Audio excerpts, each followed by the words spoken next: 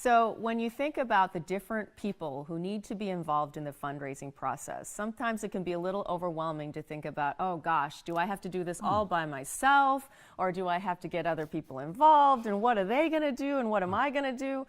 Well, we'd like to give you a little bit of structure to be able to think about the fundraising process. We're going to give you 3 roles inspired by Malcolm Gladwell's The Tipping Point that help you structure your fundraising ask, with the understanding that if you're in a small organization, you may have to serve all 3 of these roles. But if you have the opportunity to work with other people, it sometimes can be more effective. Well, and the first of these 3 roles is, well, all 3 roles are instrumental when it comes time to create like a social epidemic. You know, how does something become fashionable? What is a fashion trend? Or how does a technology or a social media platform take off? You know, why did the iPhone become the iPhone? You know, why did Facebook become Facebook?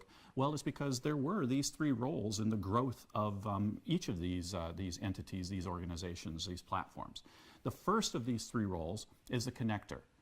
You always need a connector when you're working at a nonprofit, somebody that can help connect you to a potential donor.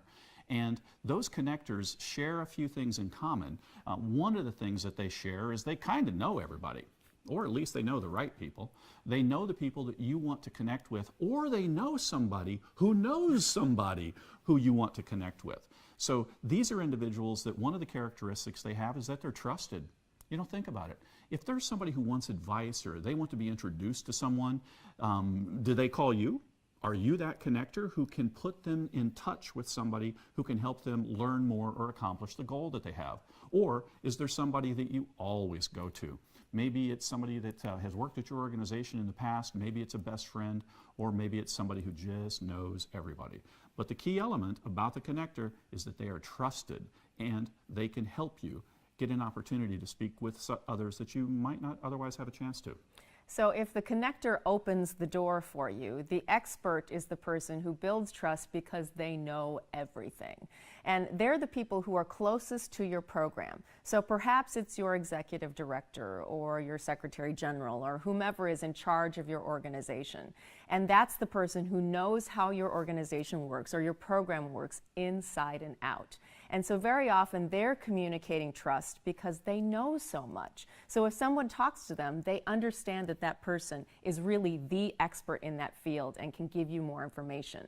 But the other thing is that the expert may also be someone who's providing a testimonial. It may be someone who's received your services and is so invested in your organization because they've seen the good that your services can provide. So maybe it's that. Or maybe your expert is someone who's already a supporter of your organization, who's so invested in your organization because they personally think this is a good cause. And they've made their financial contributions, so they're going to encourage other people to do it as well because they think this is important. So your expert could be your technical expert, so your programmatic expert.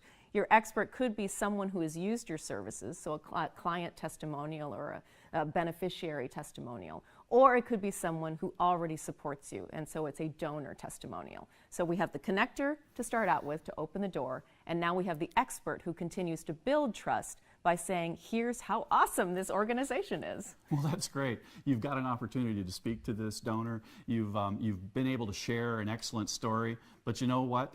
You're never going to get the gift if you don't ask for it. You're never going to get the gift if you don't close. And that's the third role, the closer. The person who is going to remind the donor why they took this meeting in the first place, who they're connected to, how they have an association or relationship. They're going to remind the donor of what the program does and reinforce what the expert has provided in the form of information or importance or impact. And then they're going to take that next step, that leap of faith, and ask for the financial support, which can be kind of scary. Sometimes that's the thing that's hardest to find somebody on your team to do. So if you are that closer, realize that that is going to be a hugely important role. And you might have to serve in the other 2 roles. You might have to be the connector, you might have to be the expert, and you might have to ask if you're in a smaller organization. But if you have the ability to bring in other team members or volunteers or constituents to be a part of this process, you're likely to be much more effective in your efforts to generate support. So keep in mind, you may not have to do this all alone. So again, we have the connector, the person who opens the door, the expert who gives the information and builds the trust, and the closer who asks for the gift. And we like to say that the closer with a lot of charisma is, what is it, abundantly confident? Abundantly confident and foolishly optimistic. Well, at least that's how I approach asking. So again, we have our connector, our expert, and our closer. And those are the three roles that you need for fundraising.